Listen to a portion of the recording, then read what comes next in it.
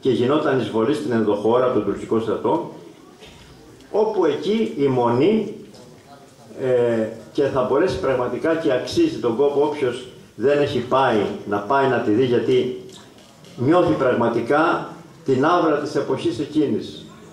Σαν να νιώθει ότι υπάρχει κάπου ένας ηγούμενος Γαβριήλ για να ορθώσει τα στήθια του και να πέσει από τις σφαίρες των εχθρών.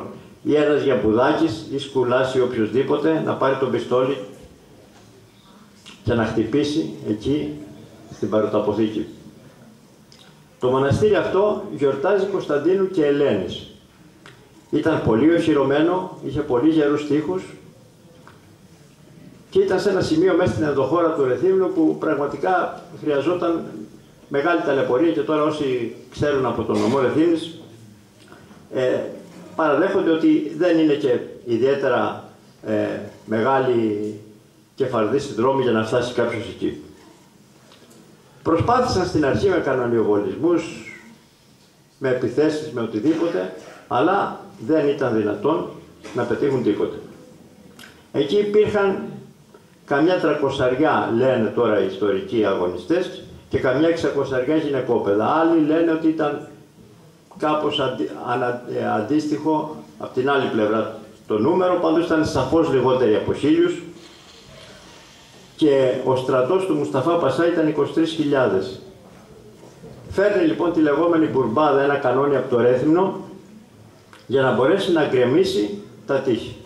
Και αρχίζει από εκεί, το βάζει στη μεριά που ήταν η στάβλη της Μονής, στη δυτική πλευρά, όπως αναφέρουν εκεί τα ιστορικά στοιχεία, και αρχίζει τους κανονιοβολισμούς.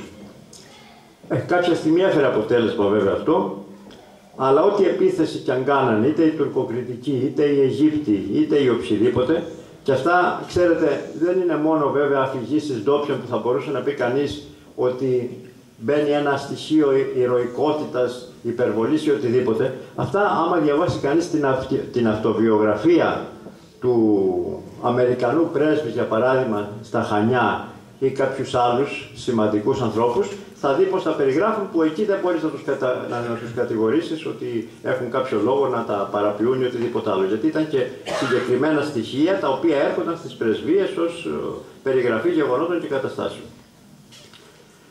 Στις 8 Νοεμβρίου που αρχίζει η επίθεση, κανένα αποτέλεσμα. Και μάλιστα χάνει το γαμπρό του, τον Σουλεϊμάν ο Μουσταφά. Αυτό τον εξοργίζει. Θέλει οπωσδήποτε να πέσει η Μονή.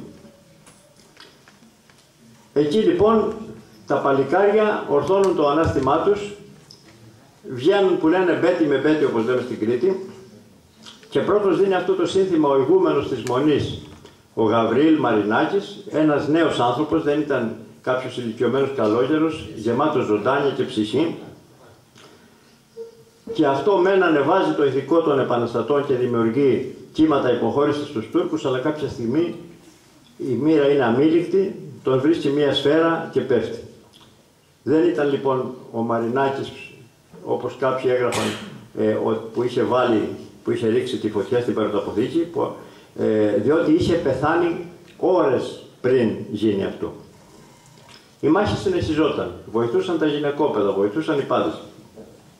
Και κάποια στιγμή γίνεται η τελική επέλαση. Εισβάλλουν οι Τούρκοι στους χώρους της Μονής και πλέον το λόγο έχει το σπαθί. Αλλά η μάχη είναι άνηση, είναι σαφές. Η ψυχή είναι ο ηθικός διοικητής. Ο αγώνας για την ελευθερία, για τη δικαιοσύνη, για αυτό που είναι απαράγραπτο ανθρώπινο δικαίωμα, όσο κι αν είναι ψηλά, αυτό που επικρατεί τελικά είναι η ισχύ των όπλων. Δεν έχουμε λοιπόν την νίκη αυτών που θα έπρεπε, που θα θέλαμε ή που ήταν δίκαιο να έχουν την νίκη. Και τότε λοιπόν έρχεται η ηρωική στιγμή της αυτοθυσίας. Έρχεται η ώρα που ο κάθε Έλληνας μέσα του οφείλει να έχει στη δύσκολη στιγμή. Η ώρα που κάνει τη μεγάλη επιλογή, όχι μόνο ο συγκεκριμένος άνθρωπος, που ιστορικά έχει καταγραφεί ότι είναι ο Κωστής ο Γιαμπουδάκης, αλλά κάποιοι λένε ότι είναι ένας δάσκαλος από τον Όγια ονόμα της Κουλάς, αλλά αυτή τη στιγμή ήταν ομόθυμη, ομόφωνη η απόφαση της θυσίας όλων. Έτσι λοιπόν, εκφράζοντας τη θέληση όλων να πεθάνουν, ο πυρπολιτής του Αρκαδίου ρίχνει την πιστολιά στο μπαρούτι και έγινε αυτό που περιεγράφει με διάφορους τρόπους. Πεθαίνουν σχεδόν όλοι οι έγκλειστοι, απώλειες μεγάλες από τους Τούρκους, και απομένουν 115 οι οποίοι επιζούν και συλλαμβάνονται αιχμάλωτοι.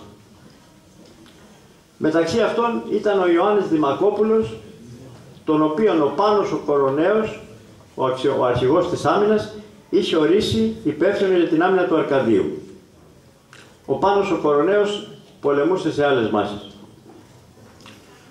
Τότε λοιπόν κάποιοι λένε στο Δημακόπουλο, πάρε μια κριτική φορεσιά, φόρεσέ τίνε και θα σε αντιμετωπίζουν ως ένα από τους αμάχους και θα σου δώσουν χάρη. Ο Δημακόπουλος όμως,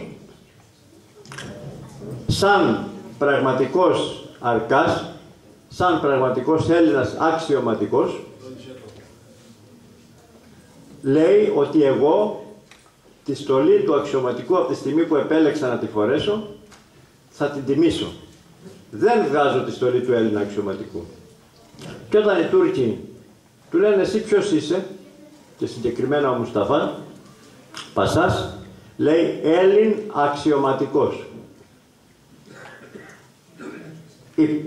Οι ιστορικοί και οι επιζήσαντες περιγράφουν απίστευτα πράγματα για τη θηριωδία με την οποία αντιμετωπίστηκε ο Δημακόπουλος, που δεν υπάρχει κανείς λόγος να τα αναπαράγω αυτή τη στιγμή. Πάντως, οι Κρήτες ανά τους αιώνες θα αισθάνονται ευγνωμοσύνη για αυτό το παλικάρι που όχι μόνο έπεσε στο καθήκον, αλλά που αυτά για τα οποία τον επέλεξε η πατρίδα τα κράτησε μέχρι τέλους. Πρέπει όμως να κάνουμε αναφορά και σε ένα κριτικό, τον Ιωάννη Σοπασί ή Κούβο, ο οποίος αφού είχε πάρει μέρος σε πάρα πολλές επαναστάσεις, είχε διαφύγει επανειλημμένα, τον αναγνώρισαν οι Τούρκοι και ενώ σε 114 άτομα εδόθη χάρις γιατί ήταν γυναικόπαιδα κλπ, αυτός, όπως αναφέρεται, υπέστη τρομακτικά βασανιστήρια. Πρώτα ακροτηριάστηκαν τα κάτω άκρα, μετά τα άνω άκρα και στη συνέχεια ζωντανός του έβγαλαν την καρδιά και στη συνέχεια τον έκαψαν. Μια ηρωική μορφή επίσης είναι η Χαρίκλια Δασκαλάκη, η οποία έχασε και ένα από τους γιους της στη μάχη, αλλά η οποία στα εσώτερα του σώματός της έβαλε τη σημαία που έγραφε Ένωσης η θάνατος και τη διέσωση. Αυτό που συνέβη στο Αρκάδι συγκλώνησε τόσο πολύ την παγκόσμια κοινότητα που δημιούργησε ένα τέτοιο φιλελληνικό ρεύμα που δεν μπορούσε κανείς να το φανταστεί. Ο Βίκτορ Ουγκό, που θεωρείται και ήταν κιόλας η σημαντικότερη πνευματική προσωπικότητα εκείνης της εποχής, επί πολύ καιρό δεν έκανε τίποτα άλλο από το να αρθρογραφεί υπέρ του κριτικού αγώνος. Μάλιστα έκανε αναφορά και σε σχέση με το Μεσολόγγι, με τα ψαρά, και έλεγε ότι δεν ήταν επικοτέρα η έξοδος του Μεσολογγίου από το Αρκάδι κλπ. Όλη αυτή η θυσία, όλη αυτή η προσπάθεια δημιούργησε μια μεγάλη συγκίνηση, όπως είπαμε. Αλλά δεν σημαίνει ότι επειδή έπεσε το Αρκάδι